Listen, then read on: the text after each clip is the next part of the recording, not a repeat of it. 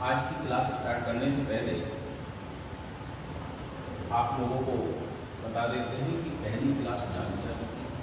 अब करेंट की एक दूसरी क्लास है और अब यह क्लास परमानेंट चालू रहेगी, यानी कि ये अब क्लास जो है करेंट की रेगुलर आपकी चालू रहेगी। ठीक, और अगर किसी दिन क्लास नहीं बनाई जाती है तो उसके अगले दिन किसी को जोड़ दिया। और अब जो लोग इसमें हमारे वीडियो को लाइक और सब्सक्राइब नहीं किया है, कृपया करके वो लोग लाइक और सब्सक्राइब करते ताकि उनके पास यह सूचना वीडियो तुरंत टाइम पर पहुंच सके और वो लोग भी इस वीडियो से जो करंट मिलेगा उससे लाभान्वित हो सके। तो चलिए आज देखते हैं, आज 3 और 4 तारीख का करंट अफेयर्स है वो डाला जाएगा। लेकिन आज हम सोच रहे हैं कि पैरा ओलंपिक में जो भी पदक अभी तक दिए गए वो दे दिए जाए, उनके बारे में जानकारी दें। अब चूंकि ये 3 और 4 तारीख का करंट अफेयर्स है तो इसमें सबसे पहले तो दिवस के रूप में जान लेते हैं। देखो 3 तारीख जो है 3 सितंबर, ये गगनचुंबी इमारतों का दिन के रूप में जाना जाता है, स्काई स्क्रैपर डे।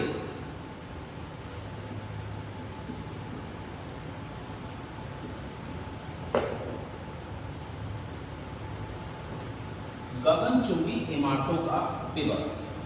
और देखिए इस गगनचुंबी इमारतों के दिवस के रूप में ये जाना जाता है। और इसके लिए अगर पूछा जाए कि गगनचुंबी इमारतों का फादर के नाम से किस व्यक्ति को जाना है, तो ये भी जान लें कि एक अमेरिका के व्यक्ति हैं लुइस एच सुलिवन, जिन्हें गगनचुंबी इमारतों के पिता के रूप में या फादर ऑफ स्काई स्क्रैपर्स के नाम से जाना जाता है। अब देखिए आज आते हैं हम लोग पैरा ओलंपिक पर जो अभी हाल ही में पेरिस में खेले जा रहे हैं। ठीक, और यह संख्या की दृष्टि से देखा जाए तो यह 17वां पैरा ओलंपिक का आयोजन किया जाता है। तो इसका आयोजन जो है पेरिस में किया गया, इससे पहले ओलंपिक भी किए गए हैं। तो पैरा ओलंपिक जो है 28 अगस्त से 8 सितंबर 2024 के बीच में आयोजित किए जा रहे हैं। तो इसका उद्घाटन हो चुका है। तो इसमें भारत का जो दल है वो भी शामिल हुआ है। तो इसमें भारत के दल के जो उद्घाटन समारोह के ध्वजवाहक हैं वो सुमित अंतिम और भाग्यश्री जाधव है, जिसमें से सुमित अंतिम तो अभी इस बार भी स्वर्ण पदक जीत चुके हैं और पिछली बार भी उन्होंने स्वर्ण पदक जीता था। और यानी कि भाला फेंक F64 स्पर्धा में एथलेटिक्स में इन्होंने स्वर्ण पदक जीता है इस बार भी, और पिछली बार भी उन्होंने यह पदक जीता।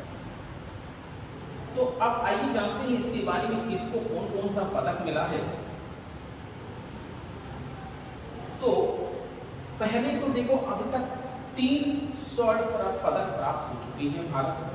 3 में से पहला स्वर्ण पदक अवनी मेघना को मिला है और इन्हें महिला 10 metre air rifle standing SH1 स्पर्धा में यह शूटिंग या निशानेबाजी में स्वर्ण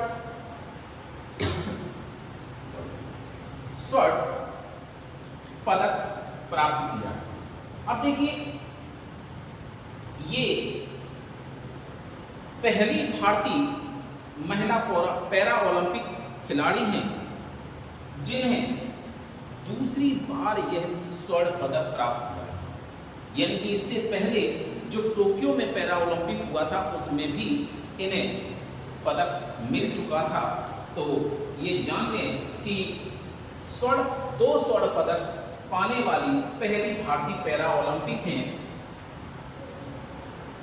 2 स्वर्ण पदक पाने वाली पहली भारतीय पैरालंपिक महिला खिलाड़ी अवनी लेखा। तो ये बहुत ही इंपॉर्टेंट पॉइंट है। अब दूसरे हैं सुमित अंतिल, जिन्हें हाल में F64 स्पर्धा में एथलेटिक्स में स्वर्ण पदक मिला और ये इस बार के उद्घाटन समारोह के ध्वजवाहक भी थे। नितेश कुमार तीसरे हैं जिन्हें स्वर्ण पदक मिला है। बैडमिंटन में SL3 स्पर्धा में इन्हें स्वर्ण पदक मिला है। यह इनका पहला स्वर्ण पदक है, जबकि सुमित अंतिल को टोक्यो के पैरा ओलंपिक में भी इससे पहले स्वर्ण पदक मिल चुका था। तो अवनी लेखरा और सुमित अंतिल इस बार भी स्वर्ण पदक प्राप्त किए हैं और इससे पहले टोक्यो ओलंपिक 2020-21 में जो हुआ था उसमें उन्हें यह पदक स्वर्ण पदक पहले भी मिल चुका। अब आते हैं रजत पदक सिल्वर मेडल के बारे में कि सिल्वर मेडल कितने मिल चुके हैं। सिल्वर मेडल 5 मिल चुके हैं। तो सिल्वर मेडल जो 5 मिले हैं वो किसे मिले हैं, किस स्पर्धा में मिले हैं, तो वो भी जान लेते हैं। तो मनीष नरवाल, इन्हें पुरुषों की 10 मीटर एयर राइफल SH1 स्पर्धा में रजत पदक मिला है।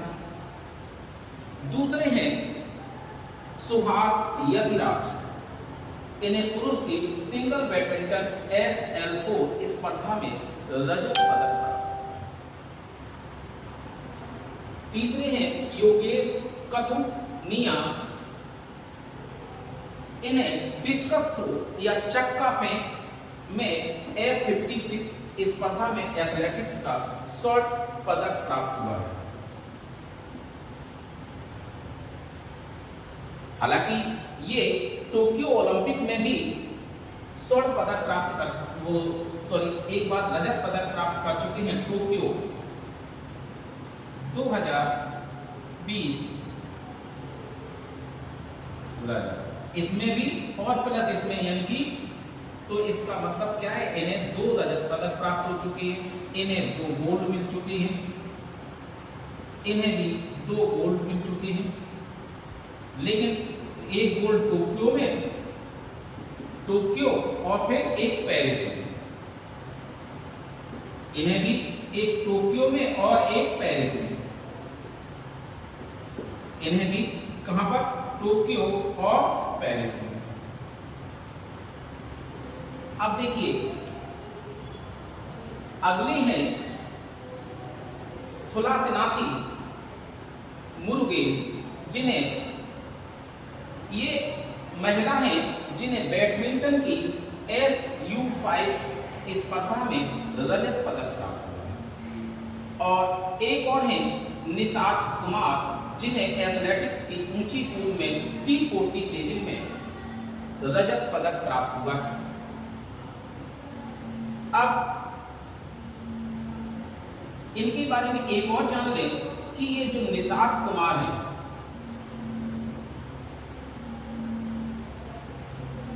निशात कुमार को जो रजत पदक मिला है उन्हें ऊंची कूद के T47 में स्पर्धा में एथलेटिक्स में रजत पदक मिला है।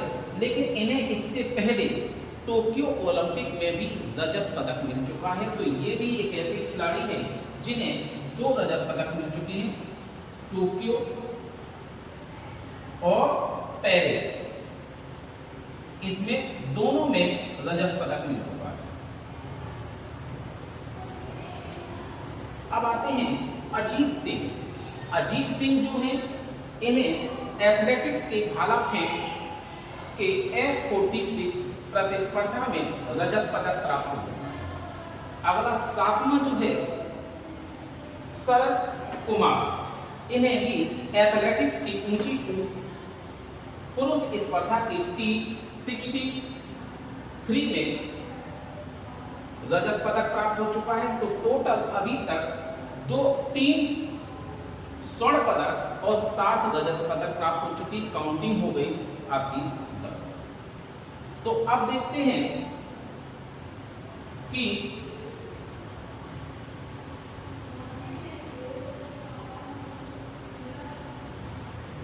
कांस्य पदक, कांस्य पदक में देखिए मोना अग्रवाल को शूटिंग या निशानेबाजी में महिलाओं की 10 मीटर एयर राइफल स्टैंडिंग में कांस्य पदक प्राप्त हुआ है। और जो रुबीना फ्रांसिस है, इन्हें भी इसी स्पर्धा में निशानेबाजी में कांस्य पदक प्राप्त हुआ है।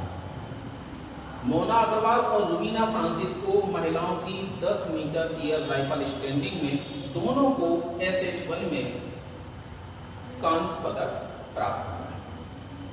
अब रुबीना फ्रांसिस फ्रांस में जीती है, लेकिन ये है MP जबलपुर। सबसे ज्यादा इंपॉर्टेंट आपका आता है इसमें शीतल देवी।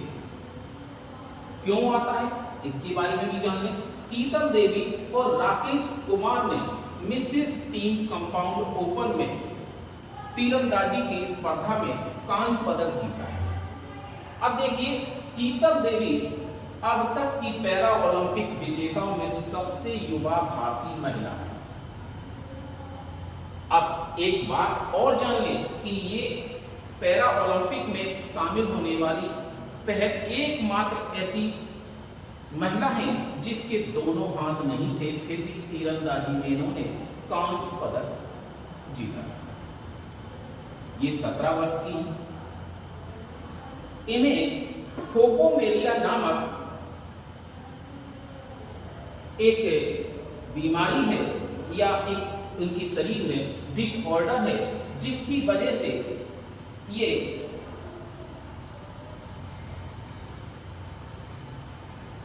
इनके शरीर में 2 हाथ या दोनों हाथ नहीं हैं और इसके बावजूद इन्होंने हिम्मत नहीं हारी और देखिए इसमें कांस्य पदक। अब आते हैं अगले मनीषा रामदास, इन्होंने महिलाओं के सिंगल SU5 स्पर्धा में बैडमिंटन में कांस्य पदक जीता है। अब आते हैं प्रीति पाल, जिन्होंने 2 कांस्य पदक जीते हैं। एक तो महिलाओं की 100 मीटर T35 एथलेटिक्स प्रतिस्पर्धा में और महिलाओं के 200 मीटर T35 प्रतिस्पर्धा।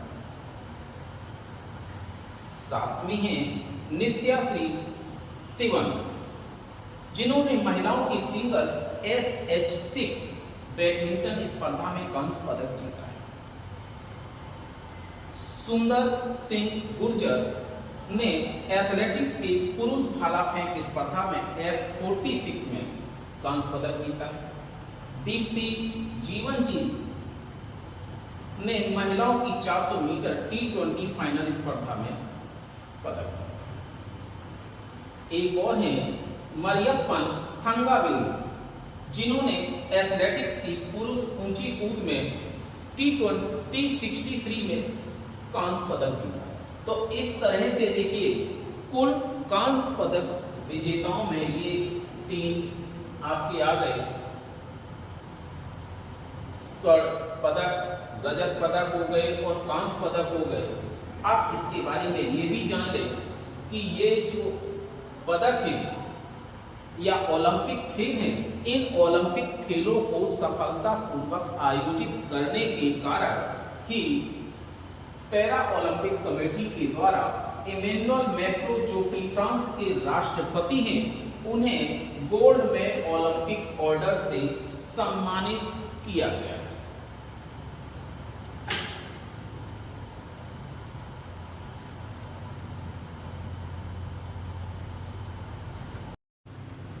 अब देखते हैं पाथागनकोट।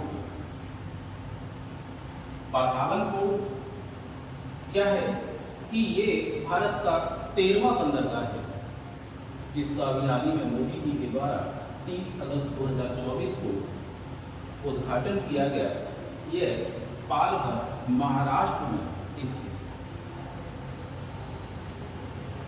इसका निर्माण जो 76,000 करोड़ रुपए की धनराशि से किया जा रहा है और इसके बनने से 12 लाख लोगों को रोजगार मिलने की उम्मीद जताई। बताते हैं कि यह इतना बड़ा है कि इसमें 9 कंटेनर टर्मिनल होंगे और प्रत्येक कंटेनर टर्मिनल जो है 1000 मीटर का होगा। तो इतना बड़ा है ये कि प्रत्येक कंटेनर इतना बड़ा होगा और इसमें 4 जो होंगे मल्टीपर्पज बर्थ होंगे। अब देखिए कि ये जो है निर्माण जो किया जा रहा है, one of the largest deep water port के रूप में इसका निर्माण किया जा रहा है, यानी कि काफी गहरा बंदरगाह होगा। यह अंतरराष्ट्रीय शिपिंग मार्ग से जोड़ा जाएगा, जिससे कि यह विश्व के 10 बड़े बंदरगाहों में शामिल हो सके। अब देखिए इस बंदरगाह के बनने के समय काफी विरोध का भी सामना करना पड़ा था, क्योंकि वहां पर जो मछुआरे हैं उनका मानना था कि यहाँ पर फिशिंग वगैरह नहीं की जा पाएगी। ये बात तो सही है, फिशिंग बंद हो जाएगी और साथ में ही ये इकोलॉजी की दृष्टि से भी काफी समृद्ध क्षेत्र है।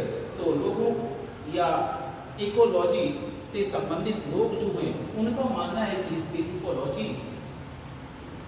को काफी नुकसान हो। तो आप ये तो जान ही रहे होंगे कि भाई बंदरगाह की बात हो रही है तो हिस्ट्री में भी एक क्वेश्चन बनता है कि हड़प्पा सभ्यता में कौन सा नगर है जो बंदरगाह नगर के नाम से या जाना जाता था। तो सबसे समृद्ध बंदरगाह नगर के नाम से लोथल को जाना जाता। तो ये तो आप जान ही रहे हैं। तो काफी और भी बंदरगाह स्थल रहे हैं, लेकिन लोथल एक मात्र सबसे समृद्ध बंदरगाह स्थल के रूप में जाना जाता रहा है। और साथ ही साथ ये भी जान ले कि वह हड़प्पा सभ्यता का है और ये इसका आधुनिक भारत का। और ये भारत में वैसे देखा जाए तो 205 से ज्यादा बंदरगाह है, लेकिन बड़े बंदरगाहों में गिनती मात्र कुछ ही है, सीमित है। तो ये 13वां बंदरगाह है और ये महाराष्ट्र में स्थित। अब देखिए हुरून इंडिया रिच लिस्ट जो सितंबर 2024 में जारी की गई, यह भारतीय अमीरों की सूची है। इसमें मुकेश अंबानी जो पहले स्थान पर थे, अब उन्हें पछाड़ करके गौतम अडानी पहले स्थान पर पहुंच गए। या फिर आप ये कह सकते हैं इतना पैसा खर्च कर दिया अपने लड़के की शादी में कि भाई गरीब हो। ऐसा नहीं हालत है, ठीक। तो गौतम अडानी जो है पहले स्थान पर, दूसरे स्थान पर मुकेश अंबानी, तीसरे स्थान पर शिव नादर, चौथे पर साइरस पूनावाला और 5वें पर दिलीप सांघवी इस बार है। अब देखिए दुनिया का सबसे छोटा बंदर, जिसे फिंगर मंकी के नाम से भी जाना जाता है, यह बहुत ही छोटा है। ये बड़ा बंदर भी इस जो होता है 5-6 इंच से बड़ा नहीं होता है। और ये वजन में अगर देखा जाए तो 100 ग्राम वजन इसका मैक्सिमम होता है। यह अगर आयु की दृष्टि से देखा जाए तो इसकी उम्र जो होती है 15 से 20 वर्ष की आयु होती है। यह अमेजन के जंगलों में पाया जाता है और इस समय इनकी संख्या जो है लगभग 2500 है। तो वैज्ञानिकों ने अभी शोध किया है कि ये लोग भी एक दूसरे को आपस में नामों से पुकारते हैं, जैसे मनुष्य एक दूसरे को नामों से पुकारते। तो अभी इसमें शोध कार्य उजागर हुआ है और इसकी संख्या भी कम है, कुछ ही ज्यादा संख्या नहीं है। और इन्हें फिंगर मंकी के नाम से जाना जाता है। दुनिया का सबसे छोटा बंदरगाह वो बंदर है। तो अब ये बताइए अमेजन के जंगल कहां पर है? अफ्रीका महाद्वीप, एशिया महाद्वीप, दक्षिणी अमेरिका महाद्वीप, उत्तरी। तो ये आप अगली क्लास में बताइएगा कि अमेजन के जंगल कहां हैं। अब देखिए अगला कार्यक्रम है रीसेट कार्यक्रम। रीसेट कार्यक्रम RESET, रीसेट। तो ये रीसेट कार्यक्रम है, जो प्रोग्राम है, इसका फुल फॉर्म क्या है रीसेट? तो रीसेट का फुल फॉर्म है रिटायर्ड स्पोर्ट्समैन या retired sport person empowerment training programme, अर्थात सेवानिवृत्त खिलाड़ी सशक्तिकरण प्रशिक्षण कार्यक्रम ये लागू किया गया। क्यों लागू किया गया और किसने लागू किया और कब लागू किया? यह देखिए 29 अगस्त 2024 को राज्य खेल मंत्री डॉक्टर मनसुख मांडविया के द्वारा और हॉकी खिलाड़ी को हॉकी के पूर्व कप्तान जफर इकबाल के द्वारा आरंभ किया गया। जफर इकबाल पूर्व हॉकी खिलाड़ी, पूर्व हॉकी कप्तान जफर इकबाल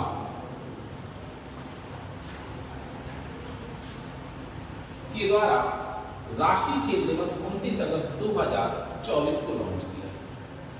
इसका उद्देश्य क्या था कि जो नए खिलाड़ी हैं उन्हें उनकी जो अनुभव है और उनकी जो कौशल है उसका लाभ उठा सके।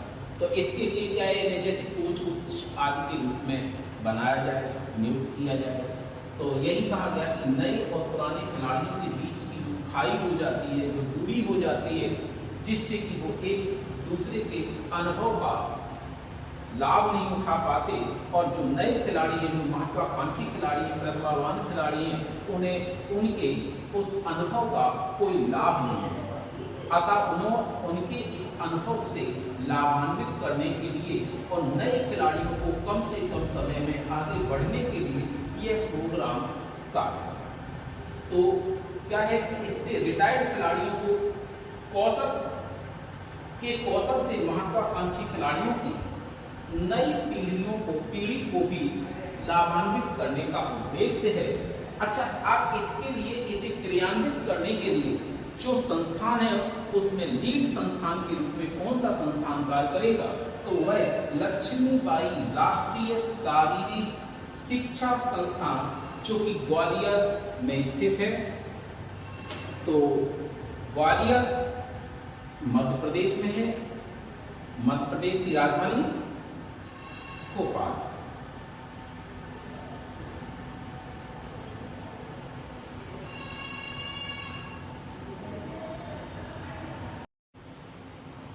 अब देखते हैं कि national conference of district judiciary, देखिए इसका शुभारंभ मोदी जी के द्वारा 31 अगस्त को किया गया था और यह 2 दिवसीय कार्यक्रम था।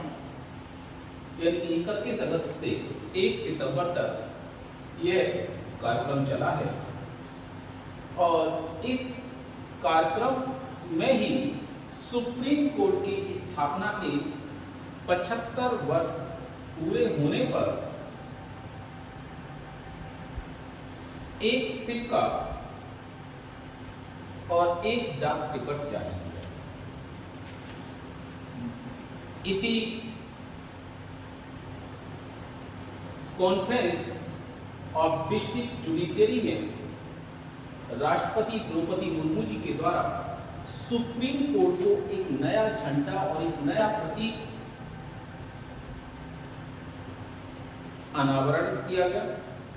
अब ये नया झंडा जो है किसके द्वारा बनाया गया? ठीक, तो नया झंडा जो है national institute of fashion technology new Delhi यानी कि निफ्ट के द्वारा यह नया झंडा बनाया गया। इस नए झंडे में है क्या क्या ये भी जान लें। तो इस नए झंडे में अशोक चक्र, सुप्रीम कोर्ट की बिल्डिंग और संविधान को दिखाया गया। अब एक क्वेश्चन बनता है कि ये सुप्रीम कोर्ट की स्थापना कौन से आर्टिकल के तहत हुई? तो सुप्रीम कोर्ट की स्थापना जो है आर्टिकल 124 के तहत की गई है और इसी आर्टिकल में सुप्रीम कोर्ट की स्थापना और गठन का भी प्रावधान है और इसी में न्यायाधीशों की आयु सीमा और योग्यता संबंधी प्रावधान भी है कि कब तक कोई न्यायाधीश इस पद पर रहेगा और किसको संबोधित करके अपना त्यागपत्र देगा। जैसे कि सुप्रीम कोर्ट का न्यायाधीश जो होता है 65 वर्ष की आयु तक रहता है और अपने हस्ताक्षर सहित लेख द्वारा राष्ट्रपति को संबोधित करके यह अपने पद से त्याग करता है। सुप्रीम कोर्ट की स्थापना कब हुई थी? 26 जनवरी 1950 को और इस सुप्रीम कोर्ट ने 2 दिन बाद ही कार्य प्रारंभ कर।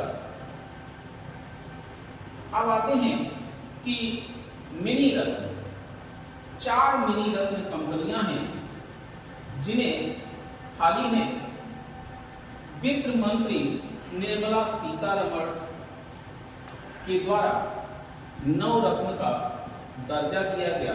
तो पहले 21 नवरत्न कंपनियां थी।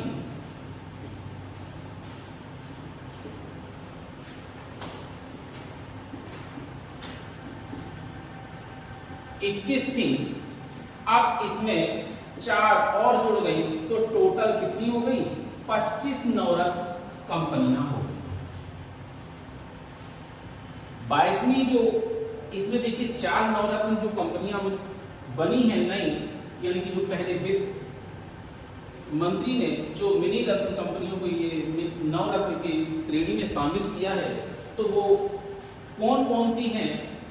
एक तो RailTel corporation of India यानी कि RCI लिमिटेड है जो 22वें नवरत्न कंपनी। अब आते हैं कि आखिरकार इसकी स्थापना कब हुई? इसकी स्थापना जो है रेल टेल की स्थापना 2000 में की। दूसरी है जो 23वें नवरत्न कंपनी बनी solar energy corporation of India SECI। तो ये जो है इसकी स्थापना 2011 में की गई थी। एक और कंपनी है national hydro electric power corporation limited यानी कि NHPC लिमिटेड। इसकी स्थापना 1975 में की। अगली है सतलुज जल विद्युत निगम लिमिटेड यानी SJVN लिमिटेड। इसकी स्थापना 1988 में की गई थी और यह जब आरंभ में स्थापित की गई थी तो इसका नाम था नाथपा छात्री पावर कारपोरेशन। तो नाथपा छात्री पावर कारपोरेशन का नाम बदलकर सतलुज जल विद्युत निगम लिमिटेड किया गया था।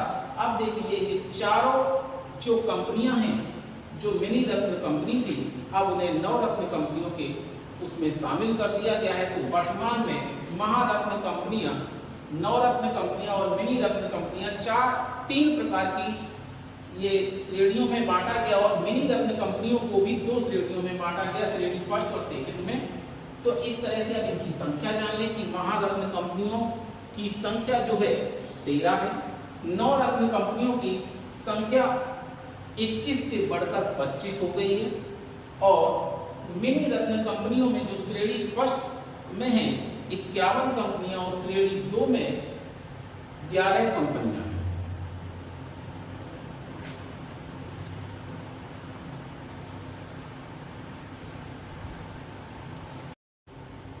अब देखते हैं कि भारत की पहली महिला लोको पायलट कौन है।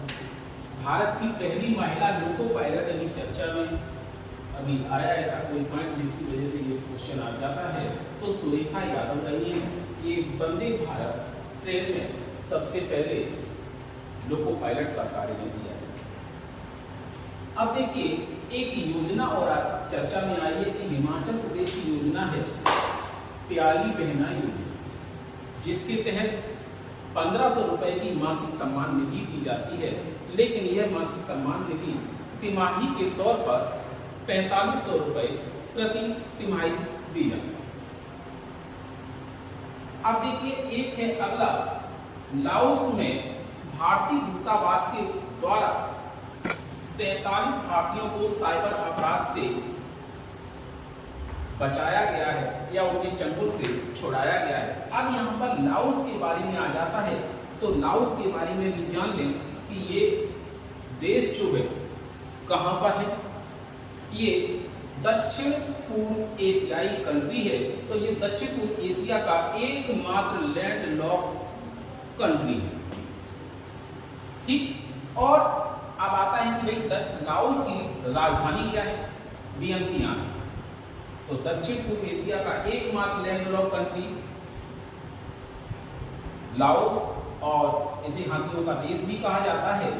अब आते हैं कि एक खबर आई है कि ब्राजील के सुप्रीम कोर्ट के द्वारा जो इंटरनेट मीडिया कंपनी एक्स है उसको प्रतिबंधित कर दिया।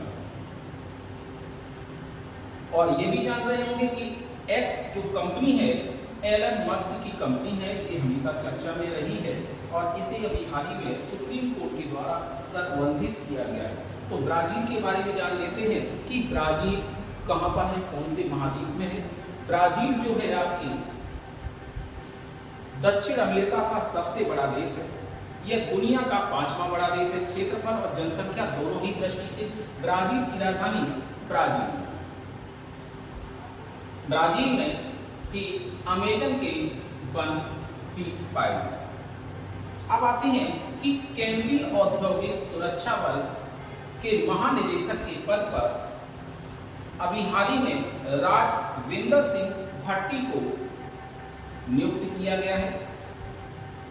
अब देखिए ये सीडीएस के क्षेत्र में जो भी हैं या डिफेंस के क्षेत्र में जो है उनके लिए है कि deputy chief of air staff.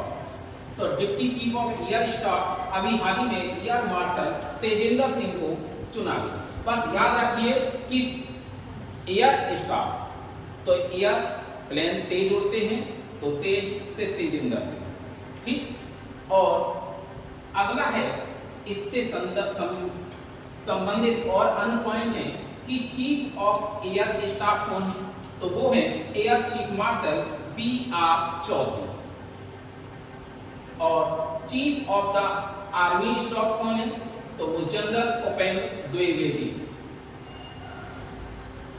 और इसी से संबंधित एक और पॉइंट है कि chief of the naval staff यानी कि नेवी से संबंधित कौन है, एडमिरल दिनेश के त्रिपाठी। और इस समय CDS यानी कि chief of the defence staff कौन है, जनरल अनिल चौहान। अभी हाल ही में एक और नियुक्ति की गई है, air officer commanding in chief of control air command air marshal Ashutosh Dikshit को इस पद पर नियुक्त किया गया। अब यहाँ पर पॉइंट आता है कि जो एयर कमांड है, तो एयर कमांड जो है ये पूछ दी जाती है कि एयर कमांड में अगर पूछा जाए तो वर्तमान में कुल कितनी एयर फोर्स में कमांड है, तो एयर फोर्स में कुल 7 कमांड है, जिसमें से कौन सी पूर्वी कमांड जो है शिलोंग में, पश्चिमी कमान दिल्ली में, दक्षिण कमान तिरुवनंतपुरम में और मध्य कमान इलाहाबाद में और दक्षिण पश्चिम कमान गांधीनगर में है और रख रखाव कमान नागपुर में और प्रशिक्षण कमान बंगलुरु में है। तो अभी हाल ही में जो आशुतोष दीक्षित जी की नियुक्ति की गई है air officer commanding in chief of control air command की, इनकी नियुक्ति मध्य कमान में की गई है इलाहाबाद में।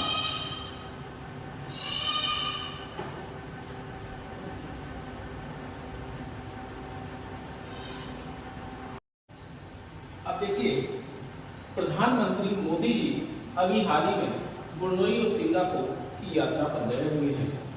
तो यह किसी भी भारतीय प्रधानमंत्री की पहली द्विपक्षीय ब्रुनेई और सिंगापुर के लिए यात्रा है।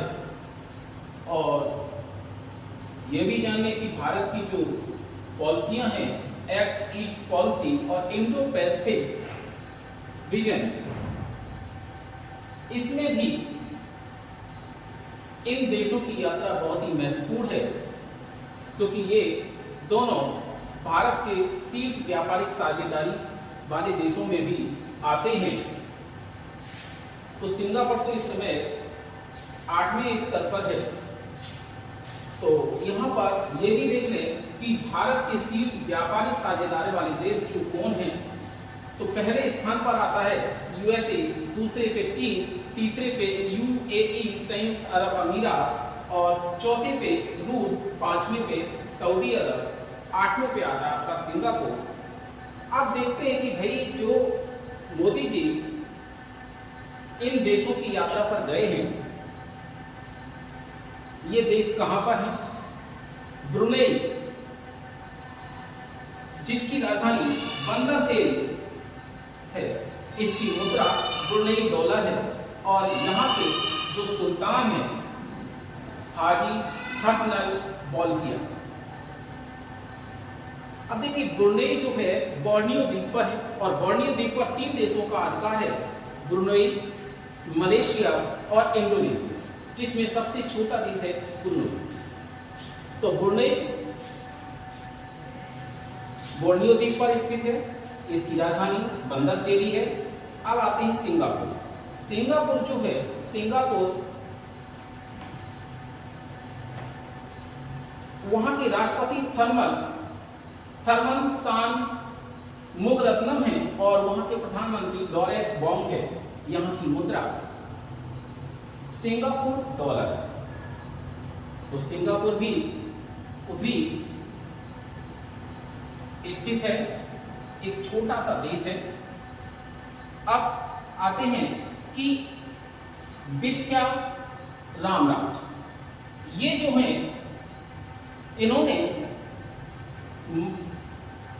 अभी हाल ही में महिलाओं की 400 मीटर बाधा दौड़ में भारत के रिकॉर्ड को तोड़ा है। जो पीटी उषा का 3 दशक पुराना 1885 में बनाया गया रिकॉर्ड था, उसको अभी तोड़ दिया है, इसलिए ये इंपॉर्टेंट है। तो इन्होंने 63वीं राष्ट्रीय ओपन एथलेटिक्स चैंपियनशिप में यह रिकॉर्ड बनाया और यह चैंपियनशिप बंगलुरु में आयोजित। अब आते हैं, पता करते हैं कि पीटी उषा का रिकॉर्ड क्या था। उन्होंने यह रिकॉर्ड 56.80 सेकंड में बनाया था, जबकि विद्या रामराज ने इस रिकॉर्ड को तोड़ते हुए मात्र 56.23 सेकंड में अचीव कर। अब आते हैं कि जो बंगाल में अभी महिला डॉक्टर के साथ ये रेप केस हुआ है, इसमें सजा के बारे में काफी पॉलिटिक्स भी हो गई है और भी चीजें हैं। आए दिन न्यूज़पेपर में छाया रहता है, तो उसके बारे में भी जान लें कि वहाँ की पश्चिम बंगाल सरकार ने महिलाओं की सुरक्षा के लिए एक बिल पेश किया है, जिसे अपराजिता महिला एवं बाल पश्चिम बंगाल अपराध कानून संशोधन विधेयक 2024 नाम है। यानी कि ये एंटी रेप बिल अपराजिता है। इसमें बलात्कार और बाल शोषण के लिए जो दंड है उसे और कठोर बनाने के लिए प्रावधान किया गया। इसमें बलात्कार और सामूहिक बलात्कार के दोषियों को बिना कोई पैरोल दिए आजीवन कैद की सजा है और यहां तक कि इसमें इनको फांसी तक की सजा है। अब देखिए, इस बार 2024 के रेमन मैग्सेसे पुरस्कार भी दिए जा चुके हैं, घोषणा कर दी गई है। तो इनके बारे में जान लें कि रेमन मैग्सेसे पुरस्कार फिलीपींस के पूर्व राष्ट्रपति रेमन मैग्सेसे की स्मृति में 1957 में आरंभ किए गए थे, जबकि इनका वितरण 1958 से किया गया था। और इस पुरस्कार को एशिया का नोबेल पुरस्कार भी कहा जाता है। अब जिन लोगों को यह पुरस्कार दिया गया वो 5 लोग हैं, उनमें जान लें कि कौन कौन से हैं। मियाजाकी हायाओ, ये जापान के हैं, ये फिल्म निर्माता और निर्देशक हैं, ये काफी एनिमेटर हैं, एनिमेटेड मूवी बनाते हैं और इनकी कुछ पुस्तकें हैं, माय नेबर टोटारा और किकी की डिलीवरी सर्विस। अब देखिए, ये बहुत ही फेमस हैं। इनके बारे में अभी हाल ही में भारतीय राजनीतिज्ञों के द्वारा भी कुछ बातें कही गई है, इसलिए ये बहुत ही इंपॉर्टेंट आ जाते हैं, ये पूछे जा सकते हैं, जान लें। और दूसरे हैं फरवीजा फरहान, जो इंडोनेशिया की हैं, यह पर्यावरण और सामाजिक न्याय के क्षेत्र में कार्य करते हैं। अगले हैं कर्मा फुंगसो, यह भूटान की है। भूटान के होने की वजह से चूंकि भारतीय देश से सटा हुआ है, इससे की स्थलीय सीमा मिलती है, इसलिए ये याद रखना, ये भी इंपॉर्टेंट है। डॉक्टर गयेन थी नगो हुओंग, ये वियतनाम के हैं। अगले हैं ग्रामीण डॉक्टर्स मूवमेंट, यह एक समूह है जो ग्रामीण स्वास्थ्य में क्रांति लाने वाले स्वास्थ्य पेशेवरों का समूह है। तो इन लोगों को यह पुरस्कार दिया गया है।